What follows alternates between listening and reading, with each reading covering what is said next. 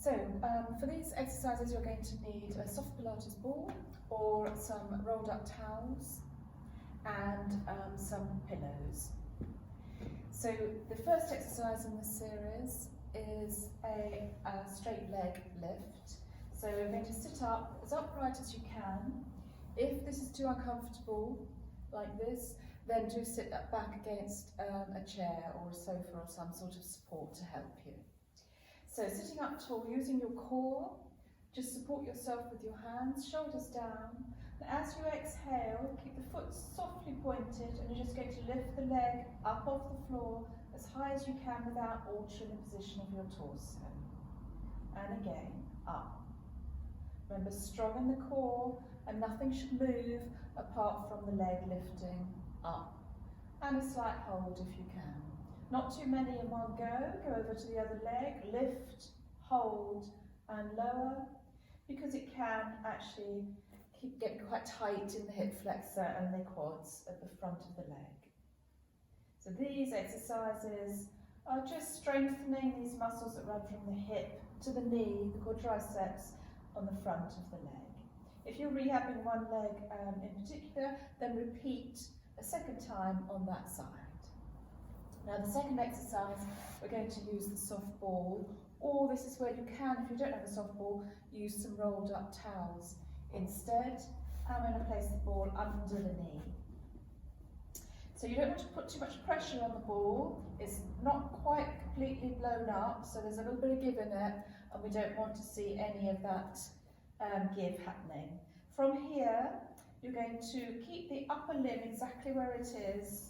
Think of the kneecap drawing back towards your hip as you lift the bottom half of the limb and keep the foot softly stretched away from you and lower it back down. So remember, on the exhale, think of the kneecap coming back towards your hip. You're trying to work those muscles just as they insert into the kneecap and lower it back down. Try not to put pressure on the ball, just lift and lower. And again, as strong in the core, don't lean too much into your hands if you can help it. And lift and lower. Then to the other side. And again, lengthen right through the leg, pull the kneecap back to lift the lower limb with the foot softly pointed. And lower. So lengthen out as you're lifting. That last little bit of extension we're working on here to get some strength around the kneecap. And again, lift, lower, and lift, and lower. So always start with the weaker leg so that you can swap over and go back to it so it doesn't get too tired in one go. Now the next one is to put it again a little bit higher under the thigh, but let the leg externally rotate. So it's just going to fall outwards to its natural external rotation. Don't force it, it should feel quite comfortable. From there, keep that external rotation. Again, lift to the lower limb, exactly as you did before, but in this position, your feet a little bit more through the inside of the knee here, the medialis. And again, lengthen and lower. So the top of the leg stays still, it's just the lower part of the limb that's dropping and lifting. Stretch right through the front into the toe. And again, lengthen and lower. And to the other side. So just let it fall into its external rotation. Don't force it. And lift the lower limb. And lower. So no movement in the upper limb. Just that last little bit of extension we're working on here. Down, lift, down, and one more. So as many repetitions as you like, but not too many in one go. It's better to swap over, give a little rest in between, so maybe 5 reps each leg and another 5 on the weaker one, or both. Now we're going to take the pillows. In the studio we'd use the triangles, but at home you won't have these. So you're going to place it under the leg, just high enough so that the foot can reach the floor, and you're making a triangle shape with the leg. We're going to lie down for this one, so support your head on a pillow and have the other knee bent up with the foot on the floor. There are 6 movements here. You're going to straighten for 1, point the leg away from your toes away from you for 2, pull the toes back towards you for 3, turn out again from the hip for 4, back to parallel 5, relax the foot, lower it down 6.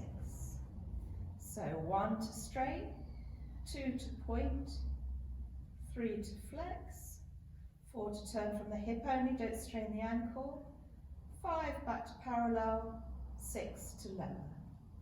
Again, straighten, point the foot away, feel the front of the knee, pull the toe back towards you, back of the knee, turn from the hip only, not the ankle or the knee, back to parallel and lower back down. And once more, straighten, point, pull the toes back, turn from the hip joint, the knee and the ankle follow, actions coming from the hip joint, back again, and relax the foot as you lower. Go to the other side. So remember the other foot is flat. It's better to only put one leg over the cushion so that your back is more supported.